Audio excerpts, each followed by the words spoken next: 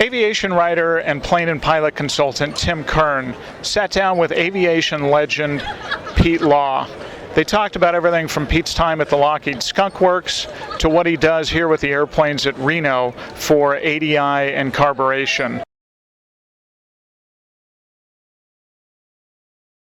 So who's going to win Unlimited this year and why? Okay, well, it's going to either be Steve Hinton Jr. or it's going to be RareBear. There's a possibility that if either one of those break, it'll be definitely, as far as I'm concerned, it's going to be checkmate with Sherm Smoot flying it. And the fourth fastest, I think, would be, I'm thinking of either Voodoo or Dreadnot. And I think those are the top 5 airplanes, top 6. And what is Dreadnot's configuration this year? Dreadnot has gone through an awful lot of different things. It's gone through some sweepings engines where they just sort of grabbed all the parts they could get just to make an engine, and it wasn't competitive at that. But it is also, it's a 2-time past Unlimited winner, and it's got the provenance, it's got the possibility to do it. It's a very clean airplane. And it's certainly a well-developed airframe, and I don't know what they're running for power this year. Okay, the problem with Dreadnought this year is that the 4360 that they had in it last year developed metal, or actually silver, in the screens before or during qualifying last year, so they stood down, took the airplane on a truck back to Ione, and what they did was they sent the engine up to Ray Anderson, and they took it apart to try to find the problem. And they thought they had found it, but they didn't. They came back and it still was making silver after flying for a while. And so they put in an engine that had been in Furious. And Furious was another one of the airplanes that I worked on at the beginning, because Frank Sanders had the idea of putting a 4360 in a Sea Fury, but Lloyd Hamilton also had the same idea, and even years before that, Bill Kirchenfeld had that idea with Sherm Cooper and his Sea Fury, and I was involved in all of those projects. And so when the Sanders guys and Lloyd Hamilton decided they were going to put 4360s in, Steve Hinton and the kids at the Air Museum in Chino said, well, we have this old Corsair sitting in the back, why don't we put a 4360 on the front of that? So everybody was putting 4360, 4,000 horsepower engines in the front of the old airplanes. And that was an absolute riot. Bruce and I were working on them all. He was designing the engine mounts. I was doing the water injection, spray bar cooling on all of the airplanes at once. So you can see I've been through a few of the airplanes' developments. There's only one 4360 now. That's in Dreadnought. Dreadnought has the problem is the fact that it's a 2-place airplane. It has a lot of more drag in it than it should, which is why Darrell, when he designed Shockwave, was designing it with a 4360, but with a streamlined airplane. And Dreadnought had a problem when it got the engine, when it had trouble with the engine recently. They borrowed an engine from Furious, which they are rebuilding as a racer, which was Lloyd Hamilton's old airplane. They're rebuilding it as a racer. It didn't make it this year, but they borrowed the engine. But the engine had been sitting unused for about 3 years. So they got the engine running, and they had to change 14 cylinders and 20 coils on it to get it to where it's a Reno, but it qualified at 449 miles an hour, which puts it up there. And Brian's going to fly it on Friday, and Matt's going to fly it on Saturday and Sunday, or a switch of those. We'll see what happens. But it's still capable of 450 miles per hour. And those guys just stand back watching what happens up in front. We call it a flak festival sometimes. You wait for the first guy to blow up and hope the second guy who's still in front of you, well, you don't hope they blow up, but you say, well, I'll be there if they aren't. And so there's every little race within a race is there because somebody wants to make sure they're at the right spot at the right time, always staying just ahead of who they know they can beat. And right. So it's going to be interesting. Steve Hinton's a very good pilot, just like his dad was, and he has flown the course extremely well. He's been practicing and practicing and practicing, and he works on the engine. That's how he got into this whole thing, was working on the engine. He works on the airplane. He's right in there like Steve used to be on. We're doing all the work, and then wipes his hands off, puts the flight suit on, and goes and flies it. And he's really good.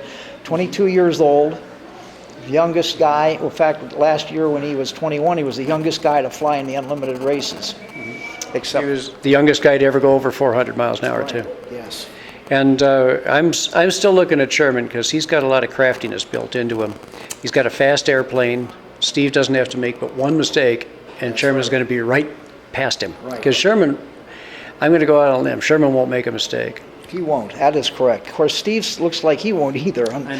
Sherm in he came to rookie school, PRS, in June, just to get some time and get some experience with the airplane. They made a lot of aerodynamic changes, and they ended up going 473 miles an hour.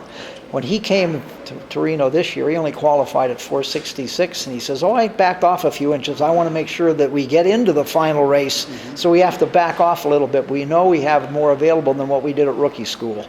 And if he knows that he has more than 473 miles an hour available, then it's going to be a really good race.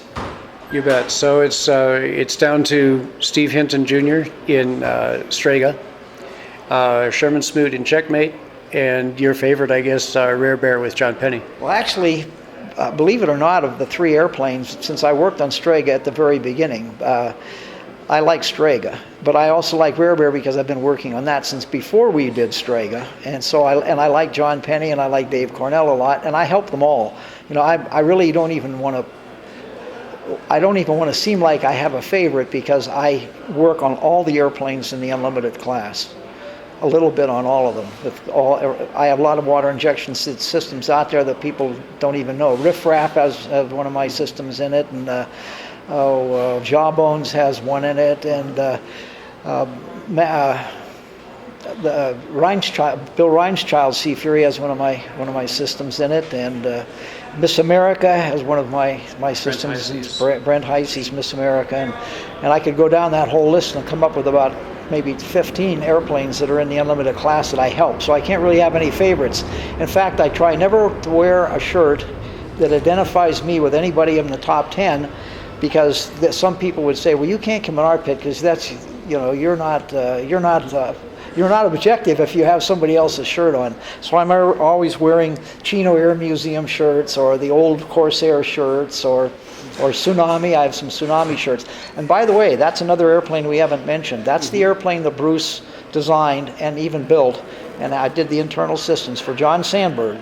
And it unfortunately never reached its potential. There were a few things that happened to it. We collapsed the landing gear the first time we came to Reno, and other things happened, and John Sandberg finally took the airplane away from Bruce, took it back to Minneapolis, Minnesota, and decided he knew more about the airplane than we did, and so he changed a lot of things that eventually made the airplane very fast for a very short period of time. In 1991, RareBear won the race at 481 miles an hour. It's the fastest race ever run.